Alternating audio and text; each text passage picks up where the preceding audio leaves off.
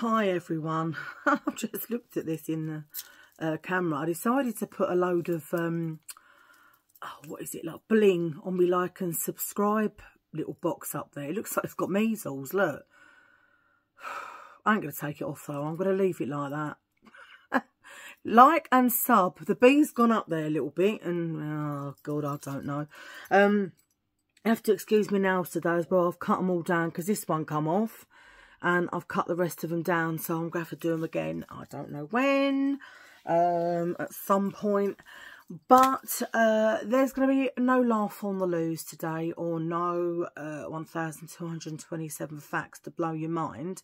However, I will be giving you some facts, and today I am going to do my OCD chat. For any of you who usually watch me do my hauls, you know, and stuff like that, and if this isn't something that you want to listen to, then I would just say don't watch the video, because this is about obsessive compulsive disorder, mental health issues, my mental health issues to be exact, what I believe could have started it, what I believe triggers it, all the things that I do actually go through on a day-to-day basis. People have said, oh, they really wanted to hear my story. So this is what I'm going to do today. Now, you are going to be in for the long haul, because there's a hell of a lot to get through. There might even be a part 2. I'm not even sure, because this is, you know, I've been on this planet, you know, quite a long time now. And when I think about it, this started back from when I was really young. So do you know what, guys? Grab yourself a drink. Hot drink, tea, coffee, cold coffee, whatever you want. Or if you smoke a cigarette and a coffee, or if you're hungry, get a sandwich, because you're in for the long haul if you want to listen to the OCD chat. So I'm going to start, I'm going to take you way, way back. I'm taking these glasses off. To when I have put a few bullet points down here, just the things that I may forget, because I do get a bit of brain fog and I do forget. But I'm going to take you back to when I was 10. I believe this is when, and again, you have to remember, back in them days, we're talking 41 years ago, there wasn't even a word obsessive compulsive disorder or OCD. It hadn't been found as such. And so, you know, it was like, you know, if you had these thoughts or feelings, no one would, if you'd have told someone, they'd have just gone, bleeding nut job. I mean, 100 years ago, you've been put in a psych ward. Do you get what I mean? For just having obsessive compulsive disorder. You know, and when you think of it like that, you think, oh my God, that's so scary to think that's what they'd have done. But anyway, so it started when I was 10. I am going to apologise off the bat in case I flip from one thing to another, because sometimes I can do that. So as I say, remember, I am not a therapist. I don't, you know, I'm not an OCD therapist. I'm just going to give you my OCD story as a sufferer of severe obsessive compulsive disorder, and how complex your brain is. So that's what I'm gonna, anyway. Let's go. Oh, Windy Winston, that's my asthma playing up. So it started when I was 10. So where I used to live in Tottenham, there was a shop, and the shop was called True's. And it used to have all ex-Freeman's catalogue. They did do K's as well, but Freeman's catalogue stuff. And I remember going into True's one day, and I see this grey leather dress. And I remember saying to my mum, oh, Mum, I really like that grey leather dress. So she went, oh, you know, we'll see what Father Christmas can do. You know, as I said, I was only 10. And I've always liked, you know, me fashion and stuff like that. And I wasn't asking for toys. I was like, I want the garms, you know. Anyway, I'll cut long story short on this, because like I say, this is just for me letting you know where I believe this was the first, the startings, I would say, maybe, of it, yeah. Although it did lay dormant for very, very many years. But I'm going to get onto that in a minute. So I remember I come home from school one day, and my mum said, I've got a surprise for you. So I was like, oh, what have you got for me? So she pulls out the grey leather dress, and she says to me, look what I've got. And I was like, oh, I was so excited. I was so happy. She went, go try it on. I went, no. She went, what do you mean, no? Go try it on. I said, I'm not trying it on. So she went to me, why not? I said, because I don't want to. And I didn't know how to actually express the reason that I didn't want to try it on. The reason I didn't want to try it on was because I'd been to the loo at school. And when you sit on a toilet, obviously, right, so this was in my mind from such a young age. This is 10 years old. I knew that sitting on the toilet to me was dirty. Now, my mum's and dad's house was always spotless, right? I knew that was dirty, right? And I thought, right, if I put a leather dress on, and as you well know, leather shouldn't be washed.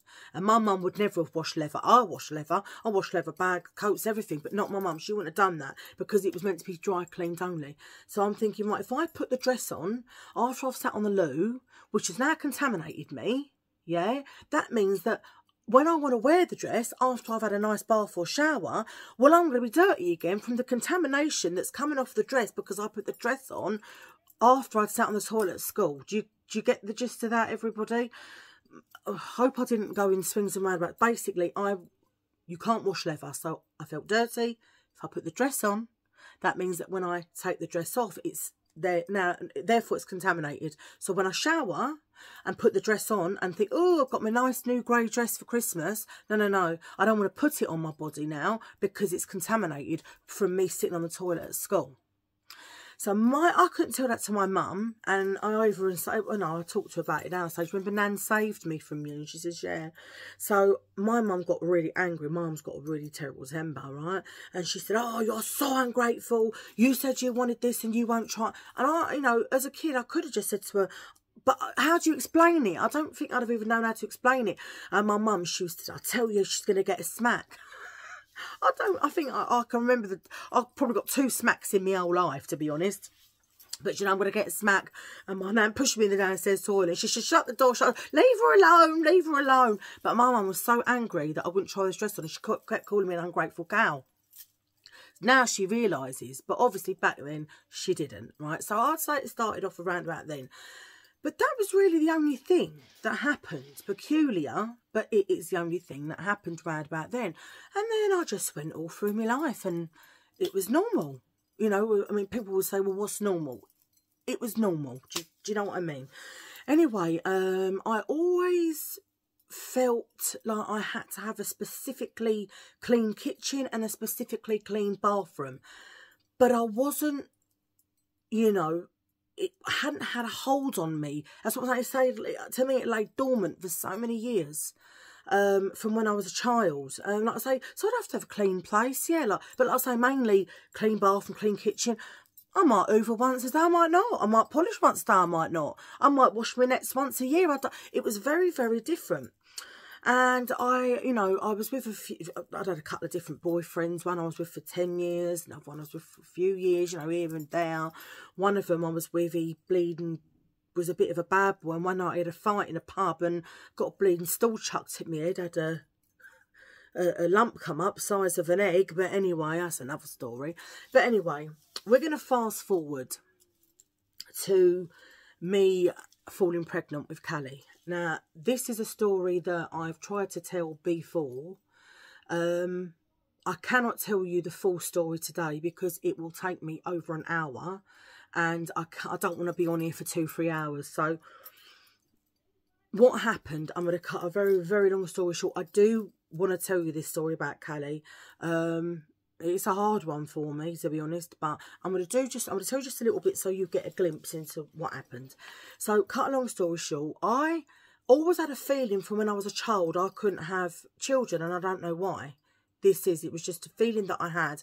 And when I'd had a few smear tests, they told me that my, I don't know if it might sound disgusting, the vaginal canal, whatever it isn't straight. It sort of goes like a U-bend under your kitchen sink or whatever. So they said that any, little swimmers would usually stay in the U-bend, and it would be very, might be very hard for me to have a baby. And it's funny because I'd always had this feeling, I'd always had this feeling. So it was quite bizarre that I was told that, but I always had the feeling. Anyway, so I started feeling really tired, and I thought, this is, you know, weird. So I took a pregnancy test. I couldn't believe my eyes. It said I was pregnant. So I must have taken about 100 million tests. I mean, obviously I'm exaggerating, but I took a fair few. They all come up, you know, you're positive. I couldn't believe it. I was, you know, thinking, oh my God, because I didn't think I could even ever have kids, you know. But anyway, I was 3 months pregnant with Callie, and I remember waking up feeling extremely hot, really hot. And when I looked down, I lifted up the covers. When I looked down, there was blood everywhere. It looked like a murder scene. There was blood everywhere, yeah? So I'm screaming, and I phoned the ambulance, and the ambulance come and picked me up. Well, what had happened is I'd lost all of the... From what I could say, it was like a placenta rupture. Now, I believe I lost all of it, or nearly all of it. And they said the cervix was still closed. They said, but you cannot go home. You have to stay in hospital until you have her. So that was 3 months. And I had her at 31 weeks. So I believe that's 5 months, isn't it? 7 months I had her. So 4 months. Okay, so I was in there for 4 months. And it's awful, because when you're in there and all you're hearing is mums and babies and coming and going, and I'm just laying there, you know, not allowed to get out of bed. And then what happened, they moved me from one hospital to another, and then I had preeclampsia. So they put me on these, I think they were called nifedipine blood pressure pills. I'm quite good at remembering my tablets. Once I've taken them a few times, I remember the name. And they're ones I think that they specifically give. If there's any nurses on here, you might be able to say, yeah, I know what you're saying. They give me them because they were safer for me to have them with a pregnancy. Anyhow, so I had to have like a lot of bed rest, and it was awful, just staying in there, absolutely awful. And like, you talk to someone, they come in, and then by the next day, they, you know, a couple of days, they'd sort it off again. So I'm like, you know, and everyone's coming in and out. Anyway, eventually, they said that, you know, this baby has got to come out. And my blood pressure went so extremely high, I think it was like life or death. So I'm just putting me now here. Life or death situation. So they shipped me off because they'd had no neonatal cots at Chase Farm. So they shipped me off to the Royal London Hospital in Whitechapel, which is where Callie was born. So the night I had her, I had, it was an emergency cesarean, because my blood pressure was so high. They said, if we don't get this baby out, they're both not going to be here, you know. And I remember seeing my mum and my dad, and everyone's like panicking, crying and all this. And then they just took me down, and then they give me a spinal. Is it a spinal? Where they put the thing in between the vertebrae of your back. They let the spinal fluid drip out, and then they put it in. The anaesthesia or whatever. Anyway, they laid me down, and, you know, I had like a green sheet up there, but, you know, you could feel the moving and the pulling and the tugging. Told you I'd go off on a tangent. This is meant to be OCD. I'm going to get to that. I'm just telling you a little bit, yeah, so you can understand maybe why things have happened to me with the OCD. So I'm tugging and tugging and tugging and tugging, and I could feel it. Anyway, cut a long story short, because I say I will do this story in depth, but at another time. I started saying, I can feel it. I can feel it. Anyway, they're like, you can't feel it. Anyway, they eventually took Callie out, and when they showed her to me, I was like, what is that? Because I've never seen nothing like it in my life, as small as what she was. Her head was no bigger than a very tiny clementine, like that. And her legs were about the size of my little pinkies. She had long hair, yeah. All this long hair, though, on this tiny little head. Never forget it. I was like, never seen nothing like it. Anyway, they took her away, yeah, and then they start... I heard her cry, and then I was crying, and I remember that bit. Then they took her away, and then they started putting me back together, and I remember saying, I can feel it, and they were like, no, you can't. And I said, no, I can feel it, I can feel it. And I started hurting. That's the last thing I remember. I was then put out. So anyway, I went through the worst 7 days of my life afterwards in the Royal London Hospital. I'm not going to get onto it now. I was basically paralysed with a drug to keep my blood pressure down. I'm not going to go into all that now anyway, but I've been through so much. And then I'm going to go on to, I'll tell you this quick because this really triggers me. So cut a long story short, Callie was put into an incubator. They used to put a CPAP up her nose every half an hour so that you don't get one nostril bigger than the other. I see a little red thing on her face. I was called into the office. I was told, your daughter, and this is while she's still, you know, being intubated with the CPAP, I was told your daughter has something called a hemangioma. To you or me is a strawberry birthmark. I'm not going to go into it now because it will just make me cry. So I'm going to stop that for a minute. I will tell you Callie's story another day. But let me just say, I wouldn't wish what I've been through and what Callie went through on my worst enemy. I'm not a horrible person. I'm not a horrible person anyway. I'm just not. I'm a kind person. But even if there was someone I really disliked, I wouldn't wish what I had to go through and what that poor little thing had to go through for so long. Lucky enough, you know, it's all right now. Thank the Lord. But anyway, so again, the trauma of that, and even I remember, you know, the day I brought her home from, because what happened, they transferred us then from Whitechapel to Barnet, and I had to stay in Barnet a couple of days. I remember coming out with her all by myself, no one come to meet me, yeah, and she was only, when she left the hospital, yeah, she'd been in there for 3 months, so she was 3 months old, and she only weighed just over 4 pounds. She was born at 2 pounds. 975 grams to be precise. I think she might have been just a little bit over 4 pounds, but I remember carrying her out in the carry case by myself, yeah. And as I've got to my car to put her in, some arsehole, because that's what they was, thieving tow rags, had smashed every window. Apart from the front window, all the side windows they'd smashed, and they'd come in and stolen my car stereo. I mean, I don't think you really get that anymore, do you know what I mean? But we are talking 23 years ago. And I just remember standing there, you know, and I'm just thinking, oh, what I've been through, you know. I was just crying and crying and crying and crying. And I'm thinking, I've got to try and get her in, you know, this car now. There's no bleeding. I think I did call my brother, though. Or was it my dad? Someone I called. But my dad couldn't meet me because he had to go work. And my mum, she didn't know really where to drive.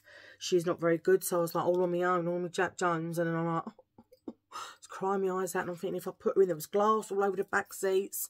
And then she's just sitting there, you know. And she was so little. Oh, she was so little. And by this time, her birthmark had pretty much taken over all of her cheek, her left cheek. So sometimes if you watch her, yeah, you might see a scar on her face. That was what the plastic surgeons did. I don't think they were the best plastic surgeons because that was done twice. The first time I weren't happy with it, and that was done in Great Ormond Street. Although they were lifesavers. I ain't going to slag them off because if it wasn't for them, I don't know what I'd have done. And I'll tell you the story about it, what actually happened to her, what happened to us. I sometimes wonder why I'm still here. But this is why I believe the OCD is so bad. Because a person, the first therapist that I saw, he basically said to me, his name was Genghis, he said to me, a person's, it's like your brain is like the roots of a tree, very far and wide. You can only take so much until, you know, if there's a balloon, it can burst. Your brain can't do that, so it will take it down different routes. You can get OCD, you can get depression. Some poor people get suicidal thoughts, you know, whatever.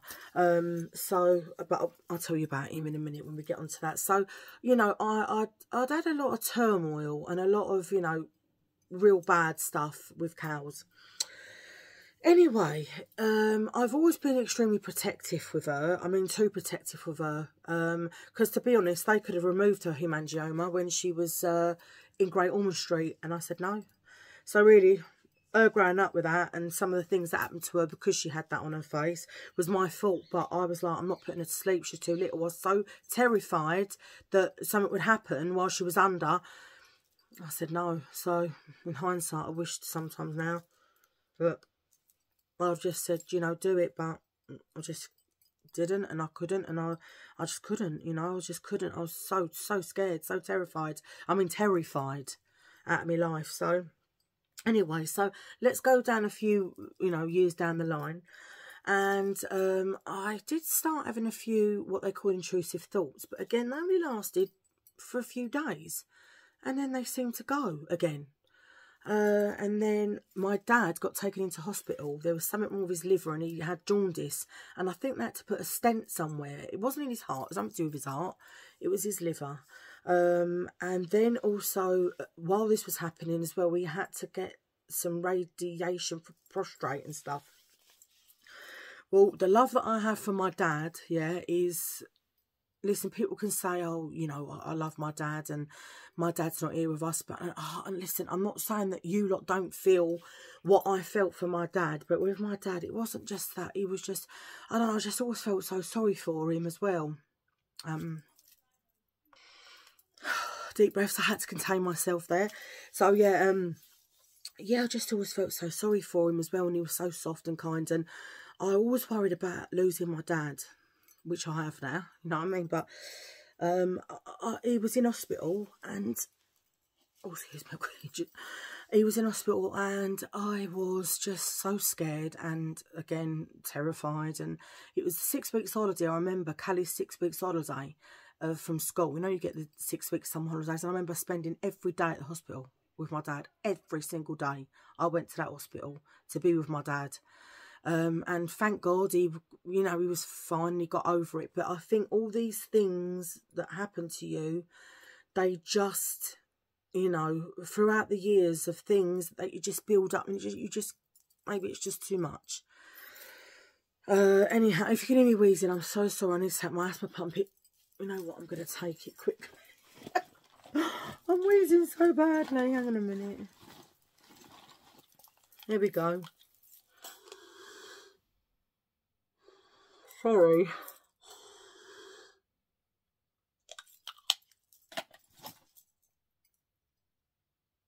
That's it. It was so wheezy. They've given me another one. I'll take this other one called Foster as well. It's a steroid one. But anyway, yeah, so I've had to be like pretty strong in my life. There's a lot of things that happen to me also. And I think it's all about the trials and tribulations of life. At 18, I basically had a boyfriend who, luckily enough, my mum, you know, she got me away from him. But he was so jealous of me. He controlled me. He would lock me in the house so I couldn't leave.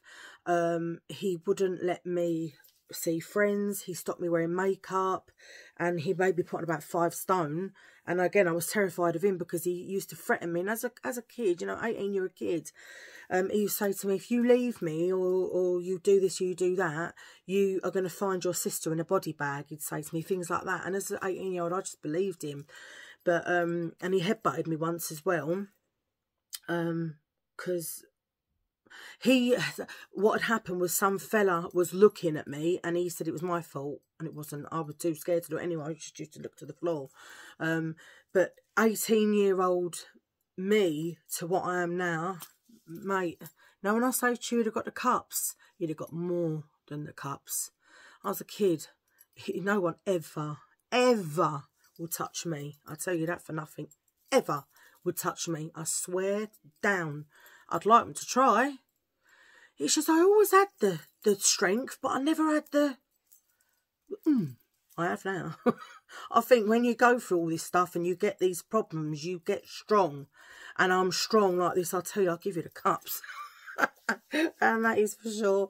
But, you know, as an 18-year-old, he petrified me, and I just used to do as I was told because he threatened me all the time. If you don't do this, this is what I'll do to your sister. But in the end, I told my mum. My mum was like, yeah, really? So we had to, like, get the police involved and stuff like that. Anyway, so moving further forward, I'm going to take you right up to, not up to date as such, but I've got some bullet points here. So I've spoke about my dad and that. So, right. It was about 2017, because I've wrote this down, and I remember exactly what happened, and it's so bizarre, right? So I'd gone to the Co-op in Enfield. It's now a Lidl, but it was a Co-op at the time, and I decided to get a chicken pie. had this chicken pie. Callie gone to bed and that, and everyone was in bed. And I went and sat on the loo. I sat on the loo just to go away, just like anyone would. And all of a sudden, the most horrific thought entered my head. One that I'm not going to share it with you. There's certain things I will share, and there's certain things that I would choose to rather just keep to myself. And this is one of them. It was the most horrendous thought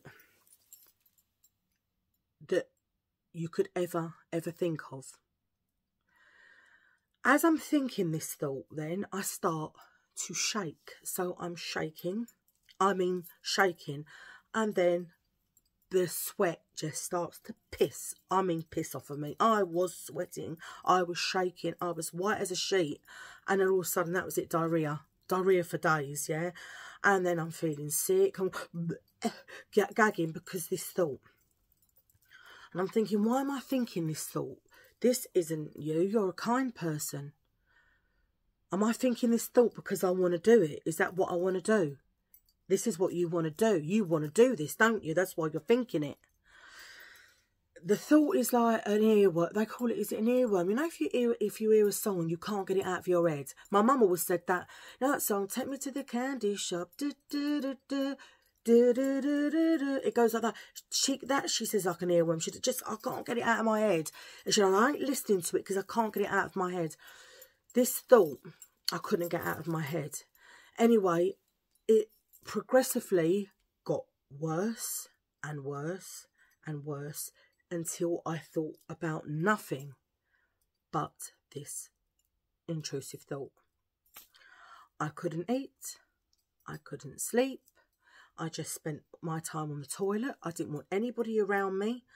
I got to certain points where I thought, if I cut my hands off, I can't do what I'm thinking that I'm going to do. And I'll tell you what, I was close. I was close to cutting my hands off, all right? And then your brain starts telling you, but if you cut your hands off, you still got your feet. So then I'm thinking, do I cut my feet off as well? So then I've got nothing. So if I've literally got no hands and no feet, I can't harm anybody or do anything like that with the thoughts that you get in your mind. Anyway, it got so bad. I just didn't know what to do with myself anymore. I mean, I was, to be honest, I can't even tell you. It's the worst feeling. It's the worst thing. I can't tell you. And if any of you suffer with intrusive thoughts, obsessive compulsive disorder, intrusive thoughts, or pure O, it's called. I have, which I've been diagnosed with, is called thought action fusion or pure O. That's what I have. However, my diagnosis is a little bit different to what it was back then, and then I'll tell you, I'll get to that in a minute. But anyway, I was so ill, I ended up going to the hospital, which was the Princess Alexandra Hospital, and I was seen by one of the mental health team there that night. She asked me if I was suicidal, which to that I said no, because I wasn't suicidal. I was thinking about cutting my arms and my hands and my feet off, but I weren't suicidal. And as long as you're not suicidal, I mean, I don't know if it's the same now. We're talking like 7-8 years ago, but you know, I had to do like a form and whatnot, and basically she gave me some diazepam, and I was sent away with that, but told to go. It might have been a Friday or Saturday, because I remember her saying you need to go to your doctors on Monday. Anyway, let's go to going to the doctors, right? I couldn't function. I really wasn't functioning, but I knew I had to get to the doctors. I did get to the doctors. My mum took me, and they put me on sertraline. Now, you have different kinds of pills. Now, these are my pills I'm on now. They're just different generics, but they're the same. So, they're called clomipramine. So, I take 5 of these. The same thing, clomipramine. Alright, and I take 5 of these. But I'll get onto my clomipramine in a minute. So, I've gone to the doctors, and I was such a state in there. I mean, I'm talking eating my snot state. I can cry. I do cry still now. But my emotions, they're not what they were. I was the softest person. I mean, I couldn't even see someone eating a sandwich on their own. I'd cry because I feel sorry for them. But these little buggers, they do their jobs, because the emotional side of things, they do make you a little bit more emotionless. Don't get me wrong, I still feel sorry for people and that. But where I bawl my eyes at now, I'd look and just go, oh, I need a bleeding shame, bless them. Whereas before, I'd be like, oh, I mean, I'd be crying, like really crying. I was awful, cry at everything. Films, even if something wasn't even particularly sad, I find it sad. People must have gone, what's wrong with this girl? I mean, she cries at everything. So I go to the doctor and he puts me on sertraline. Now, these, I believe, are old, very old, triclic, I think I'm saying it right, triclic antidepressants, yeah? Whereas what the doctor prescribed at the time was sertraline. Now, sertraline, I'm sorry, and some of you guys might be on sertraline, and it might work for you. And I'm hoping it really does work for you if you're given sertraline. It didn't work for me. Sertraline is SSRI, which means it is selective serotonin reuptake inhibitor. That's what it stands for. Now, I'll describe to you how they say that it works. Now, they believe when you have obsessive compulsive disorder, that means that you are lacking serotonin in your brain. So what the sertraline does, the sertraline essentially gives you serotonin. The serotonin that you're lacking, it gives you that serotonin. Now, it come to pass that I wasn't actually lacking serotonin.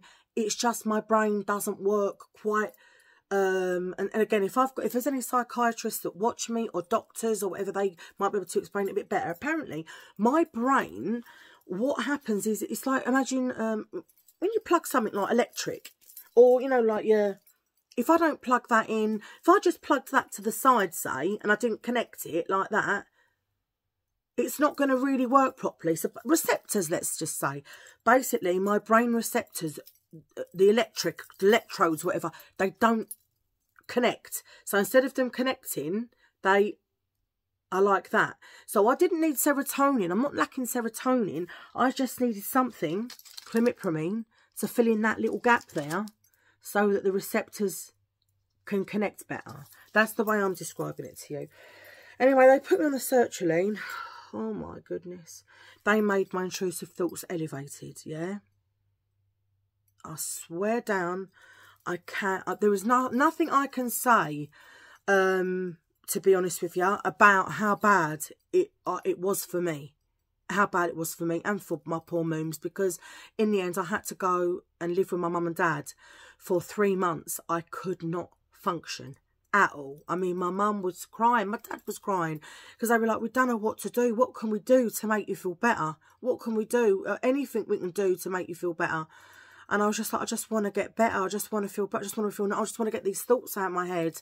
And the sertraline were giving me brain zaps. Like if I'd lay down, I got like a brain zap and it would shoot me straight sitting up again.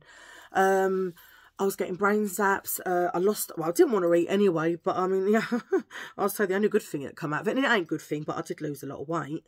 So I was getting brain zaps. I couldn't eat. I didn't really want to drink. You know, my mum would just be saying all the time, I would make you a cup of tea. I wouldn't even drink it. And I'd just be, you know, constantly crying. Wasn't sleeping at all. I was trying to get up and like do Callie a sandwich and stuff, because she was still at school. Come out, no, it made me think that it's more than 7 or 8 years ago.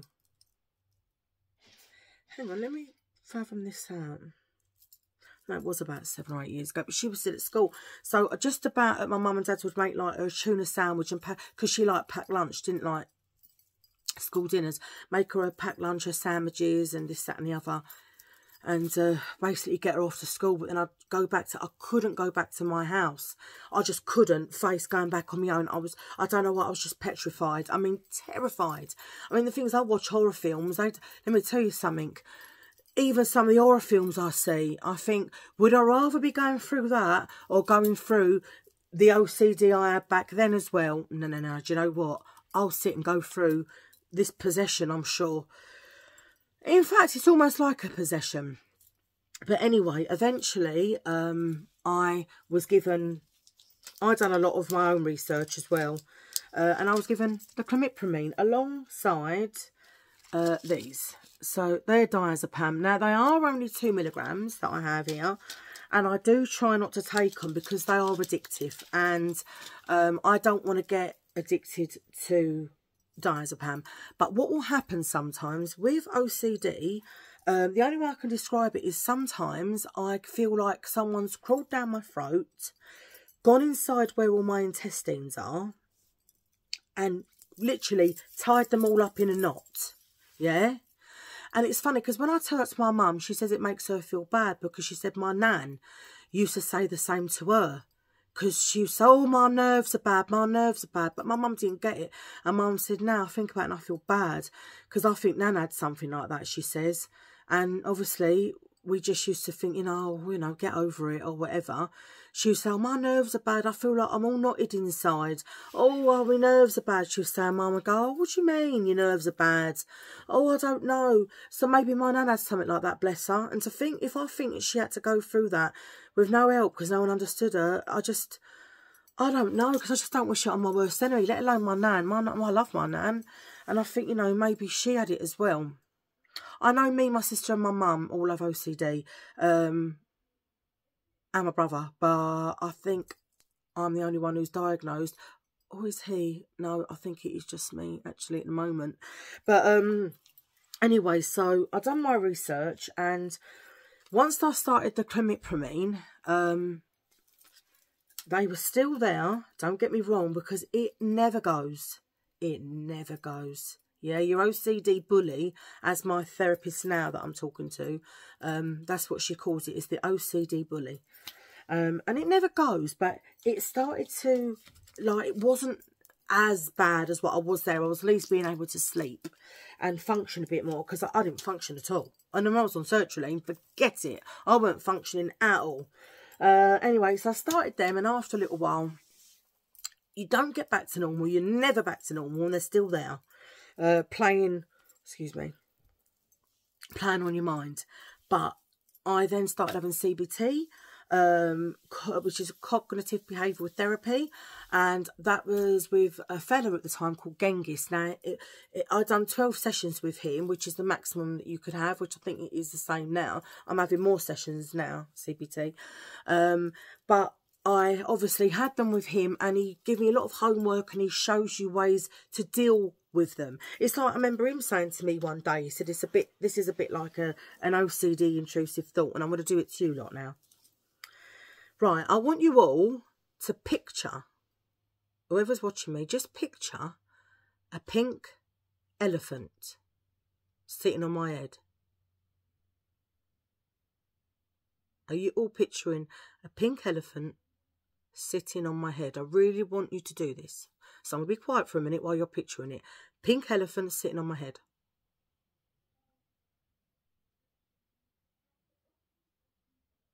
Right. Now stop thinking about it straight away. You can't. All of you will still have a pink elephant sitting on my head. I've told you to stop thinking about it. Take that thought away right now. And don't think about it. It's impossible. But what happens with OCD, with the part of the brain, you think an intrusive thought, a bad thought. You then hold on to that thought, and we make it more than what it is. We actually believe that the thought we are thinking is as bad as doing it. So if I'm thinking, say one of my subscribers was sitting in front of me, yeah? Let's just say, I don't know. I don't want to say one of your names. You're like, oh, really? One of you want to beat me up? Just say one of you lovely subscribers are sitting in front of me. And I'm like, in my head, I want to punch her in the face. I don't really want to punch her in the face. But the thought then stays there. And I'm thinking, maybe I do want to punch her in the face. Oh my God, I'm going to punch her in the face. Oh, I'm a bad person. I'm going to punch her in the face. Right, let me just cut my hands off. Let me cut my hands off. If I cut my hands off, my thoughts are much worse than punching the face. Believe me. Believe me. And then when you're believing that that's what you want to do, But the difference between a person who's kind and soft, like, you see, Genghis said to me, he said, if you was a schizophrenic, he said, a schizophrenic would go and do these things and they wouldn't pay no mind to it because they're a schizophrenic. OCD can get people like you, that OCD bully, because you are mega kind. Like, he didn't say the word mega, but I'm just saying it in my way. Because I am a mega kind person and I have so much empathy for people. And, well, I say that, I mean, I do. Not like I used to, because these, you know, sort of numb your brain a bit. But because I have a lot of empathy for people, it can attack you more. The bully, the OCD bully, will attack you and it will bully you more because it can. Because you'll make something of that thought. And you'll make that thought so real, you believe you're going to go and do that thought. So, you know, if I turn around and think, oh, I'm going to go and... I don't really want to say something so terrible, but I might think, right, I'm going to go and suffocate that person. Instead of just thinking, it's just a thought, and it'll go, because you're not really going to do it, you hold on to it. It's almost like as if you've got super glue, and it's just, the super glue is in your brain, and it's the thought is being held on by this super glue. And then you start thinking, I'm going to do it. I'm going to do it. But you're not going to do it. It's the thing, you're not going to do it. But your brain tells you you're going to do it. But you're like, I don't know, you feel you're going to do it. But you don't do it.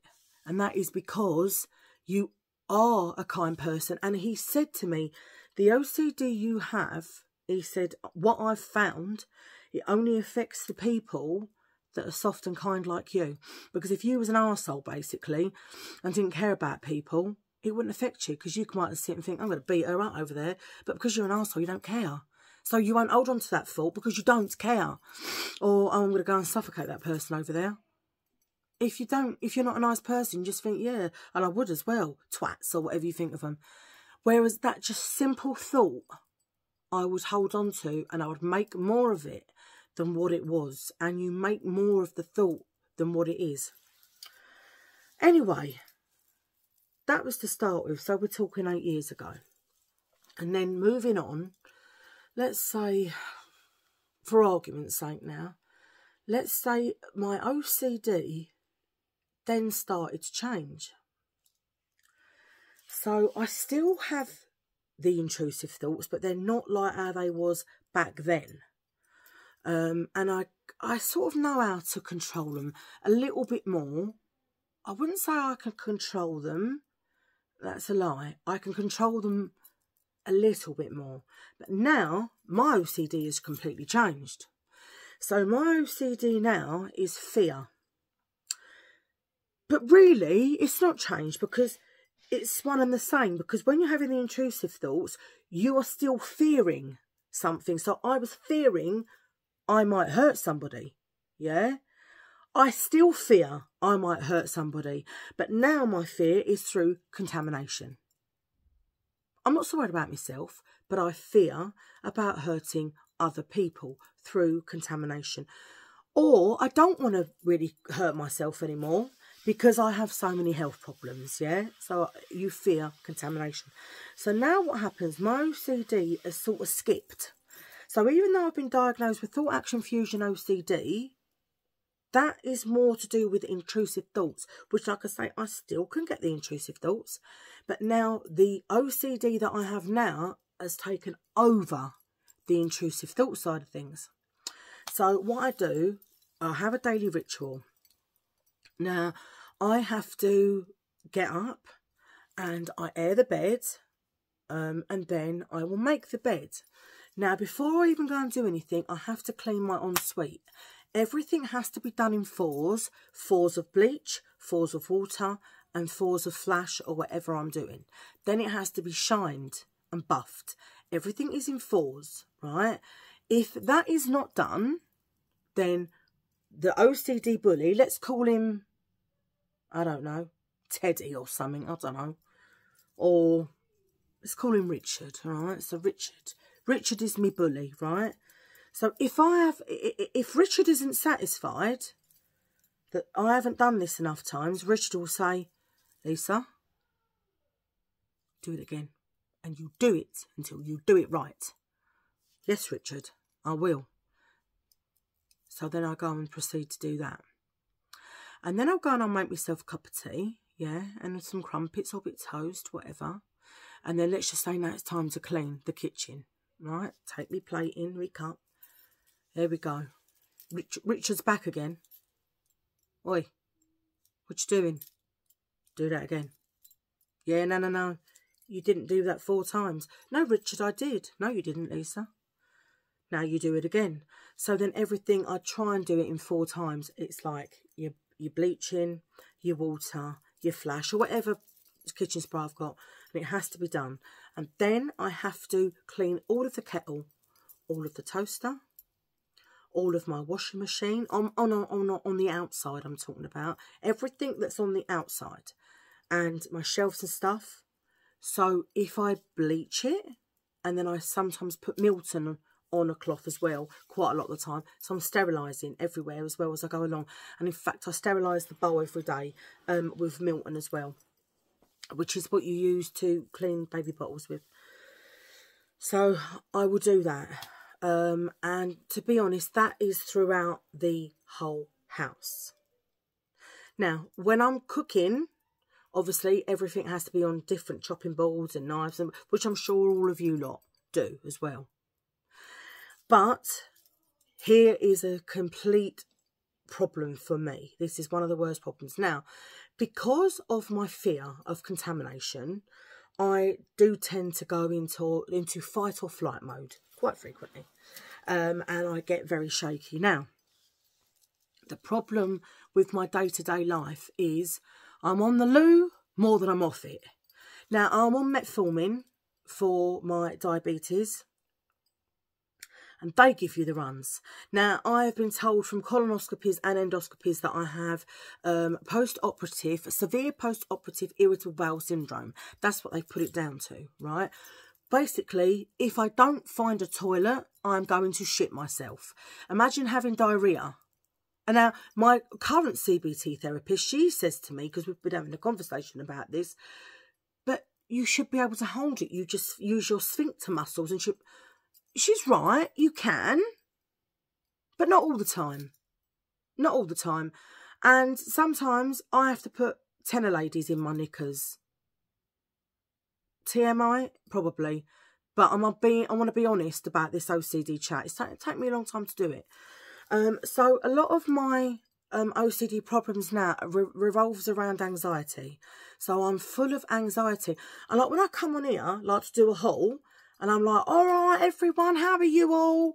And I, you know, get me facts out and all that. To be honest with you, it is me. But it isn't, if you get what I mean. It is. It was me pre-OCD. Because OCD rules my life. And to be honest, doing the channel, I would say it's a bit like maybe, you know, Gemma Collins. She said, oh, I'm the GC. It's a bit of an alter ego. That is her alter ego. And maybe me doing what I do on mine is my alter ego. Because sometimes I'm sitting there and I am in the most severe pain. Severe pain. I'm in a lot of pain at the moment. My liver's hurting me. I say it's my liver, but the liver's more down here. But this bit all here always hurts. But it is the liver, because I know the liver's over this side too. But I'm in a lot of pain. But once that camera starts rolling, for you lot, I got to be Lisa, funny Lisa. Oh, let's make a joke. And do you know what I mean? And it is really, I suppose it's an alter ego, but it's not. Because that is me. That is me. Before I got all of my ailments. And before I'm so downtrodden, because that's what I feel most of the time, downtrodden. You imagine having all the problems that I have and having to go day to day to day, wondering where you're going to go because you don't want to go and use the public toilets, but you're going to have, you know, what if your anxiety creeps up on you and then your bleeding bowels give way and then you go into fight or flight, and all day long this happens. Now, this is where the problem comes, where my OCD has got far worse and why I'm back at CBT. So, what happens when I leave the house, it can take up to 1.5 hours. It doesn't always, but it can. Because what I do, I have to go and check everything for safety. Again, this is all to do with like harm. I don't want to flood the flat. I don't want the flat to catch on fire, because if that happens, it's my fault and I'm a responsible person. That will make me an irresponsible person. So what I do, I start off in that ensuite right there. Now, like I'm looking at that tap now and I can see it's clearly off. But Richard says to me, is that tap off? I'm like, I think it is, Richard. Can you see it? I can't see any water, Richard. Are you sure there's no water? Yeah, there's no water. But are you really sure there's no water? Yeah. Just check it anyway. So under goes the hand. I swear on my life that tap's off. I swear on my life that tap's off. Then I look at it from different angles. I swear on my life that tap's off. I swear on my life that tap's off. I swear on my life. I swear on my life. This can go on 15, 20 minutes. Swearing on my life the tap's off. And then when Richard's satisfied, I can walk away. Sometimes I can walk away and Richard tells me to go back. And I go back and do it all over again.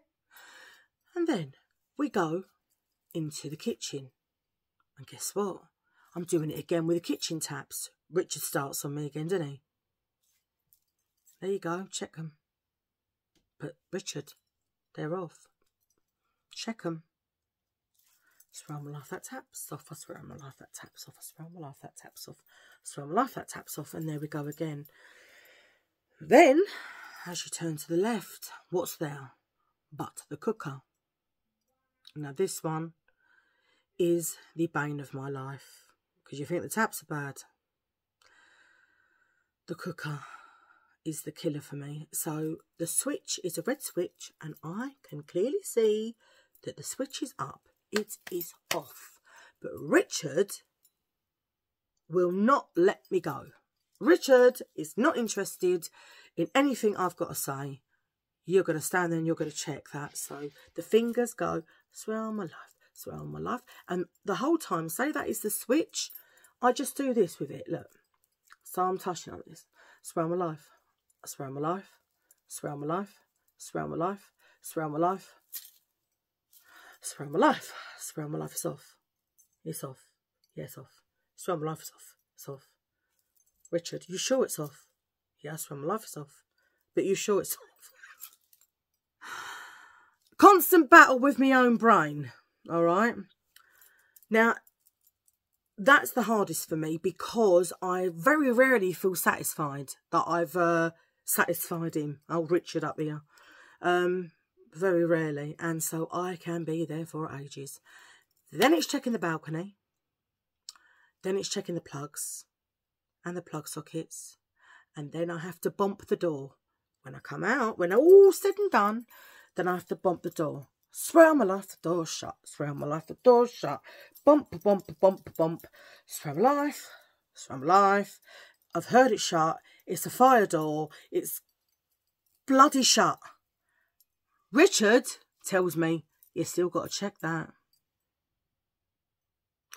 So I do. So this is what happens in the house. Now, we're out the house. And everything I touch is done via pulling a sleeve over my hands or done with my feet, which sometimes hurts because I have osteoarthritis, as you all well know. And to lift up, although the left one is much worse, I'm not going to lie. The left knee is, I haven't got much drink left. The left knee is worse than the right. You'd have thought I'd have needed a drink long before now, wouldn't you? I've been rambling for 53 minutes. So, you know, it's sleeve over. But what I've been trying to explain now to my current CBT therapist, I have this other weird thing going on now with contamination, right? So as well as going out, I have to worry about pooing myself. And this is no joke. And I have done.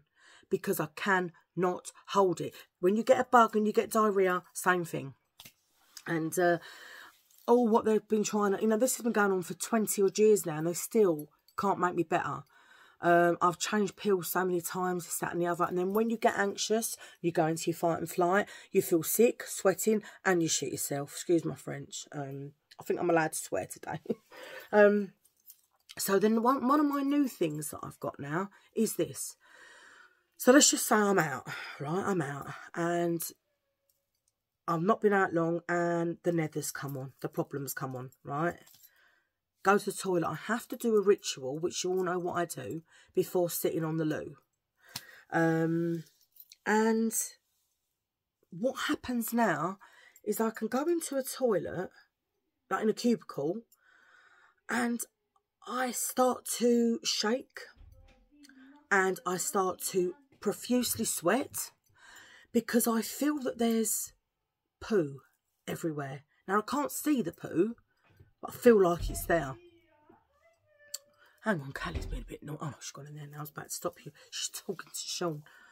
So I feel like there's poo there, almost like the poo's invisible and it's climbing up the walls. I'm trying to think of the way to describe it. It's climbing up the walls, but it's not. I know it ain't. But I feel there's poo there, like invisible poo. And then I feel like the poo is coming on me. And then I'm shaking because I am so scared of this poo that is coming on me, like from the cubicle. And you know, like sometimes you go in a cubicle and someone's peed on the floor, like at a wee. I feel the wee is soaking through my boots or shoes. And then I have visions of it going inside underneath my toenails and things like that. And that I'm going to start getting gangrene toenails. This is my brain. Well, it ain't my brain. It is, but it ain't. It's Richard telling me these lies. OCD is a bully and it lies to you. And the only way to try and overcome, I think, the part of the brain that does this to you is for you to believe and for you to really try and believe that this is not true. But unfortunately, with obsessive compulsive disorder, the more you try and not think of a thought, the more you try and believe it's not true what you're thinking, the more you think it is. So, you know, it's like, she'll say to me, I've got a lady at the moment, Despina, and she'll say to me, you know, when you go out, try and, you know, don't check the taps. And then I've been doing a lot of homework and I have to do, actually, let me get it. Right, so this is some of my homework sessions from my current CBT. So she gave me like, I've got to fold that over because her number's up there. I'm sure she ain't going to want me showing her number off. So it gives you a theory A and a theory B here. So it says here, the problem is that I must touch the tap. So we're only, because I've said to her, you know, the oven's even worse and I've got the bumping of the doors and the balconies and all these things. I feel like there's invisible poo and the wee and, oh, there's just so much, there's no end to it, and the bowels. And she said, but we can only really do one thing at a time. Now, I've had about 8 or 9 sessions and I've only got 12 and we're still on the bleeding tap. So anyway, so theory A, the OCD says the problem is that I must touch the tap to ensure it is off. Otherwise, it will flood the flat, right? Now, she said to me, but you have to give me evidence. What is your evidence that that will happen? So I just said, it was on television a few years ago because there was a flooding in a flat. So again, maybe that's why that stayed in my brain from what you see. Because sometimes with OCD, it can be things that have happened in the past and they stay in your head, right? What I need to do if theory A is true, so I have to check up to 1.5 hours, which I've just told you guys. Check the taps are off, and I vocalise, I swear on my life it's off. You see, this is what is here. If I keep following these rules, what will happen in the future? Then she told me this is what I need to say. She said that you will be listening to your OCD until it is satisfied. Yeah? You're not going to have a good life. You're going to be continually having frustration, anxiety. My anxiety is always through the roof. I can never, ever really tell you, there's not many times my stomach is not in knots, in complete and utter knots. Frustration, she said, I'm getting from it, the anxiety. Depressing, not fulfilling, stuck in the flat, feel tired from anxiety and stress because I'm constantly tired, which is what I've spoke to you guys about before. And then theory B is OCD is. So she says the problem is that I am a very responsible person who worries about flooding the place. Remember, we're not even down the road yet of my bowels, what happens there with the anxiety, what happens with the cleaning, what happens with the checking the cooker. It's just one thing at a time, and she's starting me lightly off with the taps. Yeah, the evidence. So the evidence is with Theory B, I've never flooded the flat. Family and friends don't check, and their places have never been flooded. Worry too much about hurting and blame. Worry too much about hurting and blame for others, whatever that means. Because this is what she told me to write down. What I need to do as per Theory B, stop checking or only once to check. Challenge the thought. So she says to me all the time, challenge the thought. When the thought is in your mind, say to the thought, you're wrong. If I don't check this, the flat is not going to flood. Challenge the thought. But this is what I've tried to say to her. You try and challenge the bleeding thought. You can't. Because Richard's telling you he's not having none of it. Let the worry so face the worry. What? Let the worry so face. That's what she told me to write down. If I keep following these rules, what will happen in the future? So she's saying, what I need to do is try to resist and take everything, sort of be there in the moment. But again, you can't do that with OCD. Right, anyway, and then I had to do all these different Theory A's and Theory B's there. And then here. And then this is the theory, oh right. And then this is a Theory A and B. So it's basically the technique typically enables you to critique and evaluate your assumptions about intrusive thoughts and develop alternate perspectives which may be more accurate. So obviously, even though my intrusive thoughts ain't like of the harming side, they still are believing that I am suffering intrusive thoughts, because intrusive thoughts are the intrusive thoughts of contamination. All right. Theory A, this is the appraisal or the interpretation meaning you give to your intrusive thought that leads to the anxiety, which is what I get when I'm shaking and feeling sick and the diarrhea and all that, which in turn leads to the compulsive behaviours. Now, I don't agree with that, and I've talked to her about that, because they say that the anxiety, yeah, is then what makes you do the compulsive behaviours, but it's not. Because I think my anxiety and my compulsions are two different things. She says they're not. I don't know. I believe that they're separated, but she said to me they're not. Theory B is an alternative, often less distressing explanation for the distress experienced by the individual. So that was what that one was. And that's what we was doing there. What I need to do if Theory A is true, check all the appliances, make sure they're safe, which is what I do. Try to remember how I checked it, what I do. Get other people to check too. I try not to do that, because then I'll have to go back and do it all again, and I'll be in for an hour and a half. Get rid of household appliances, never go out. Now, I do go out because, I mean, I don't go out a lot. Oh, no, I don't go out a lot, but I do go out. But it's just a nightmare getting out. And then when I'm out, it's a bleeding nightmare, because I'm worried about contamination constantly and that someone's going to give me something really bad. What I need to do... Oh, that's that theory again. Anyway, then I was given this, unhelpful thinking habits. They're saying that there's a mental filter when we notice only what the filter allows or wants us to notice. And we dismiss anything that doesn't fit, like looking through dark blinkers or gloomy specks. Or only catching the negative stuff in our kitchen strainers, whilst anything more positive or realistic is dismissed. Now, that is very true, because that is me 100%.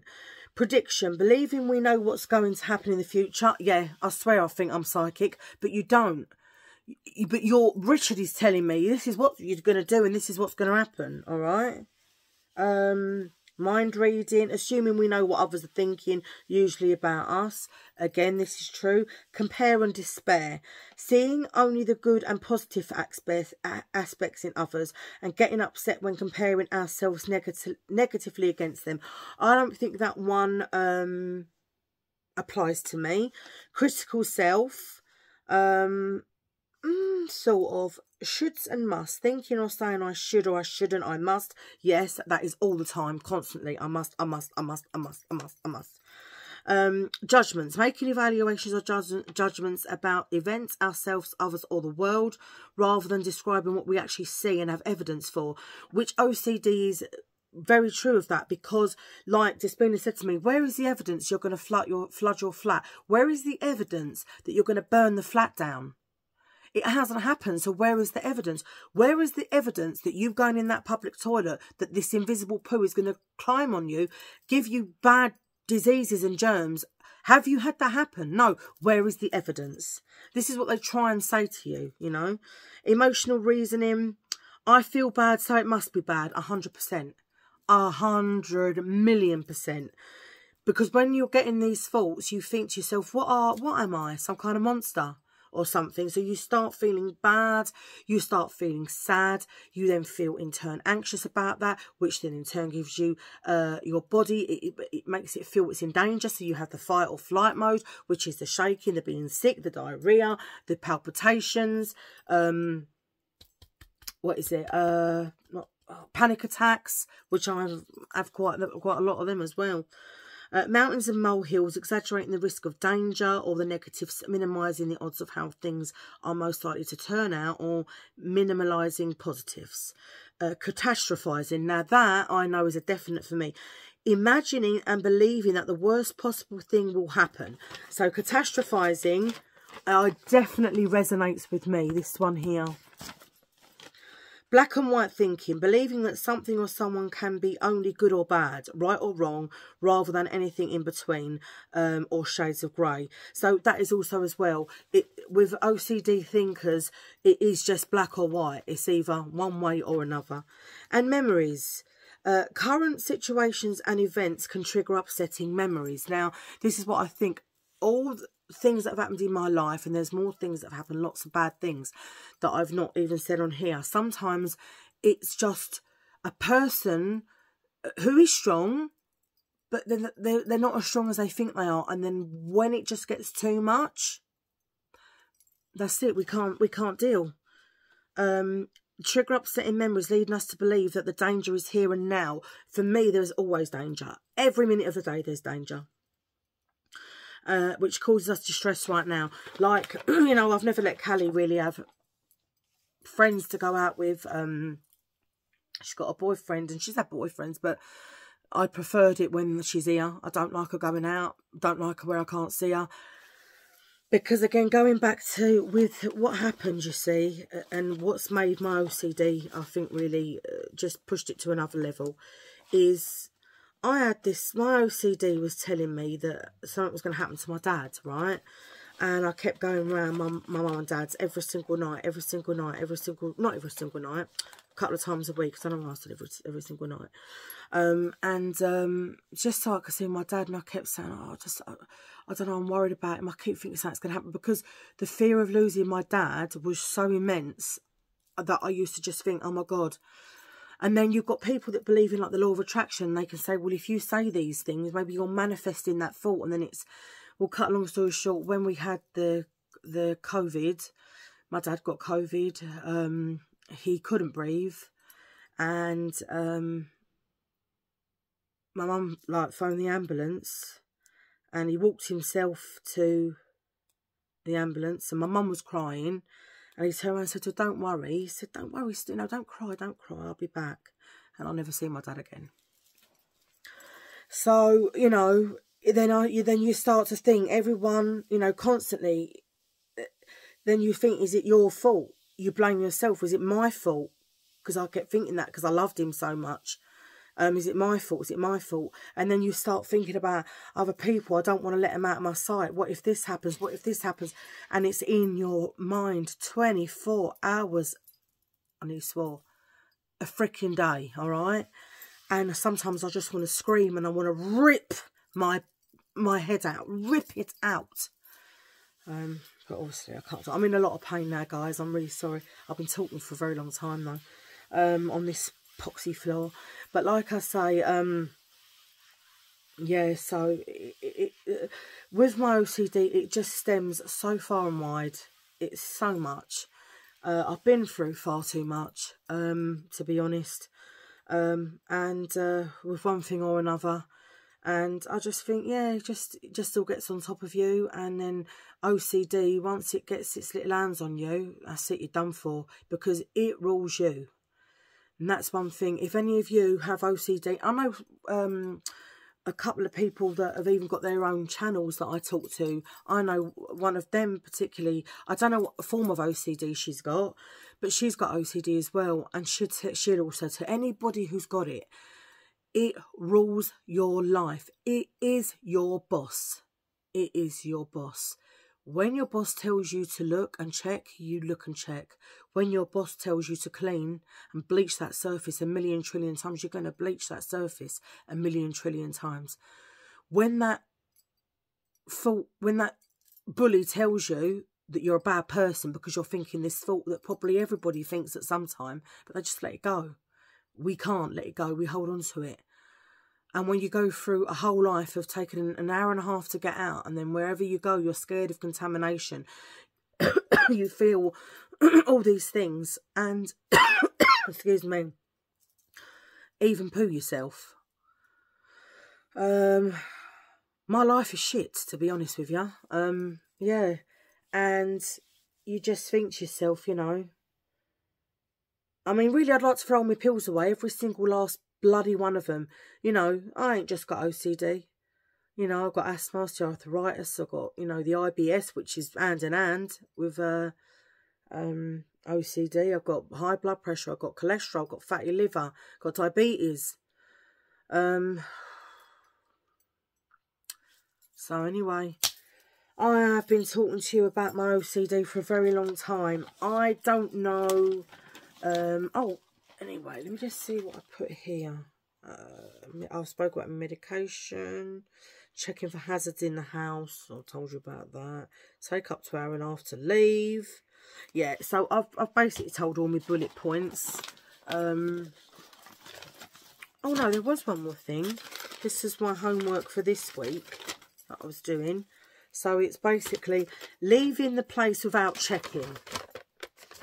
Only the taps we were going on, so I was allowed to check everywhere else, and had to do this last.